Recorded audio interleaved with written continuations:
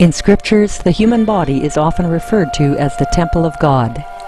Yet, it is quite an uncommon privilege for any soul to attain this sacred abode that houses the divine, as it is truly a blessing to be reborn as a human being.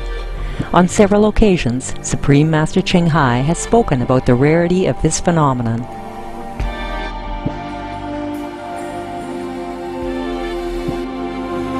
To be reincarnated in the human world is hard. You have to have enough human quality.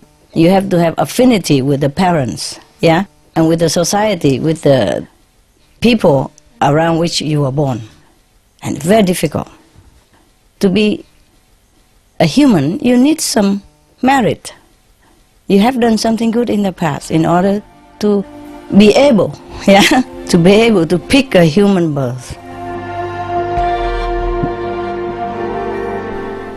As a living temple of God, the human body is fully equipped with miraculous wonders that can be awakened in those who are spiritually conscious and have complete faith in the Creator of all life.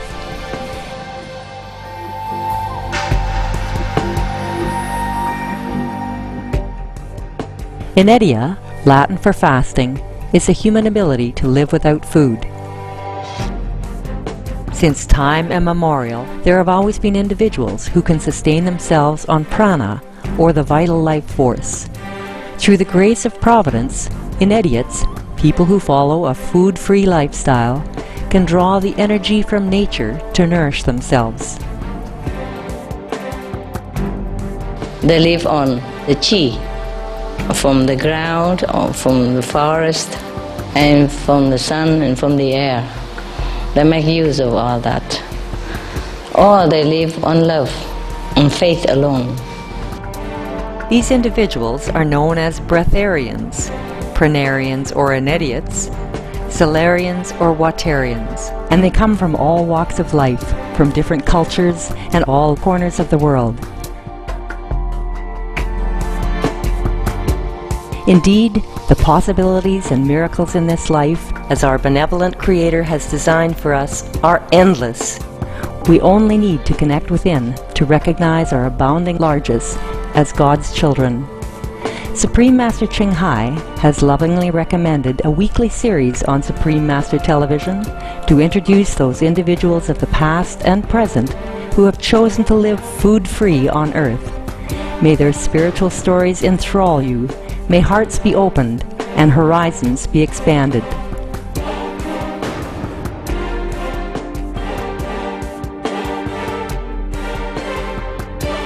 We now invite you to join us for part 1 of our 4-part program entitled Elitom ben Israel, Breatharianism for a Working Person, on Between Master and Disciples.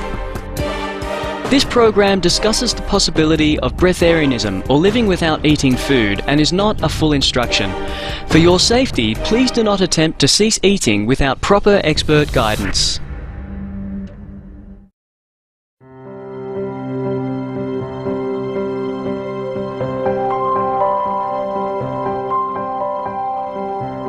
Hello enlightened viewers, thank you for joining us as we return once again to Ohio, USA to speak with Elitom ben Israel, who will give us a little more insight into the first days of his lifestyle as a breatharian. On our last episode, Elitom shared with our Supreme Master Television correspondent a new phrase which he had coined when talking about breatharianism. I'm going to change it to food alchemy so people can have a better understanding what we're talking about. This is a science, so you're actually dealing with the alchemy of foods. Now we're at a level where food alchemy have upgraded itself, where people understand that they can live a full life without never touching meat nor touching an animal byproduct. Food alchemy does not end there, just like technology and science, so that's why we want people to understand that this is a science. It has also upgraded itself again, that people are just living off of fruit, and people are going on to the levels of living off of prana, but it's still on the basis of food alchemy, because the bottom line, the reason why people eat is because you're looking for energy. And the body can run off of other sources of energy, and this is why we named it food alchemy. Elitom also discussed his experiences when he first started the 21-day process to transition to becoming food-free. Yes, I wish I could have went to a retreat. But like I said, having a job, got to keep a roof over your head and stuff like this. How am I going to go into this doing these everyday things that this society requires for you to be into it? So I had to think of a new way, and it took deep thought. So that's when I started creating another level to making diet changes. You know, I went from the veganism to the live and raw foods to the juicing, taking those levels, still doing my duties and work. And even on those levels, there's healing crises. There's times where you be tired, just still eating, going to those levels till the body get used to it. But when I seen when the body started getting used to it, that it can't keep going, then you just go further and further and further. What did you do when you were hungry during this 21-day process? How did you deal with it? Well, there's another term that I'm going to bring up to sound kind of new. What breatharian is also not only food alchemy that I said, so you could deal with the scientific, the energies you put in your body has an effect on how you're operating. But breatharianism is also a prolonged meditation. It goes hand in hand with meditation because that's what it is. Sort of like when you're in a meditative state, you're not sitting there eating popcorn. You follow me?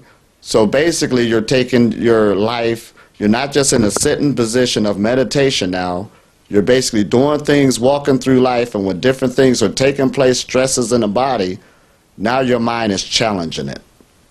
So it's going to another level. You find out that you don't get hungry.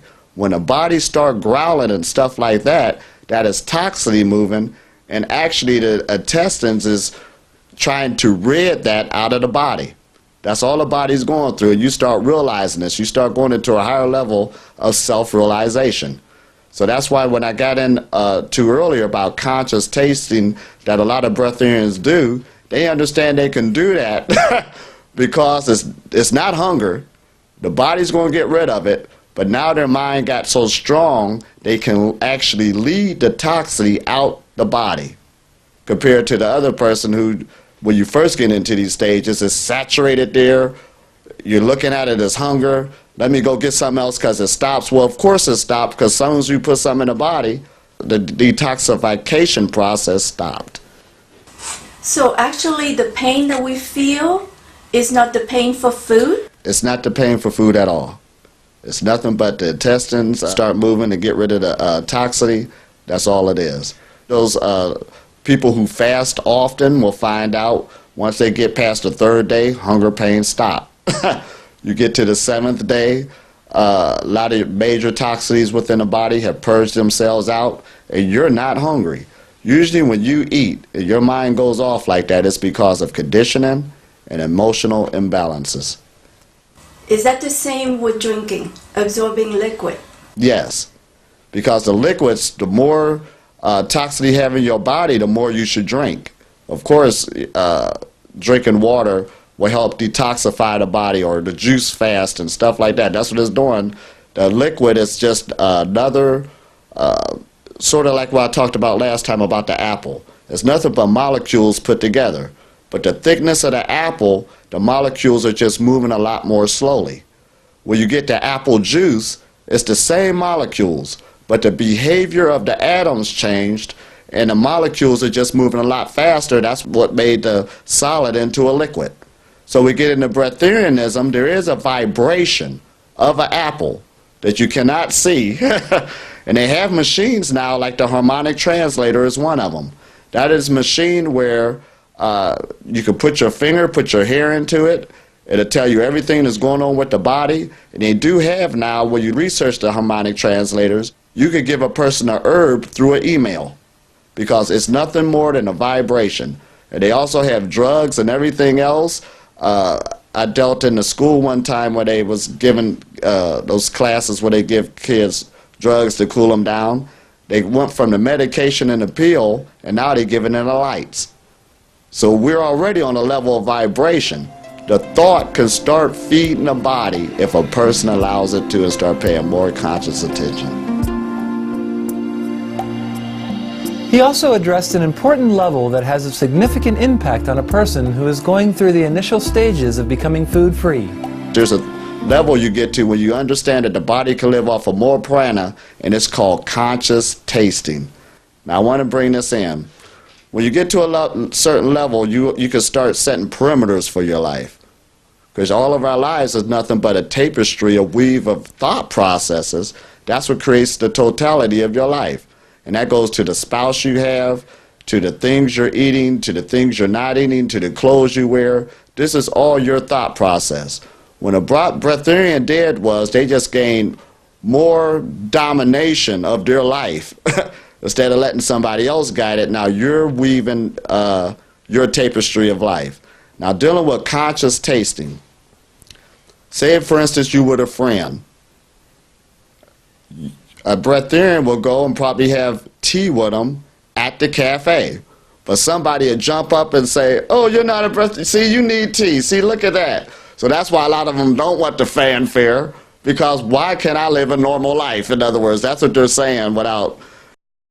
And the human mind has the ability to point fingers in order to justify its own behavior. Because this is not like an Alcoholics Anonymous class where you get up and say, hey, my name is Elitom, and I've been food-free for 6 months. Keep coming back, it works.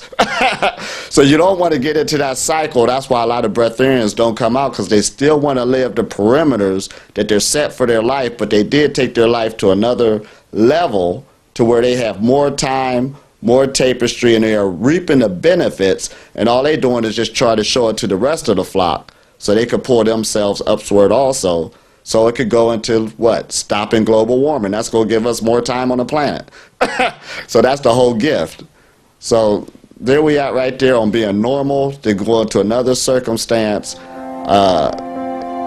dealing with our spiritual walk.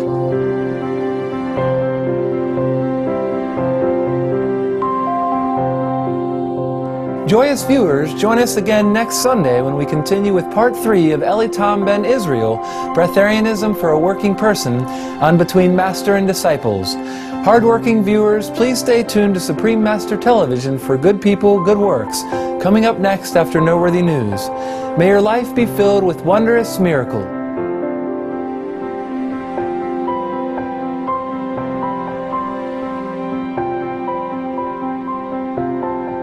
For more details, please visit www.suprememastertv.com/BMD.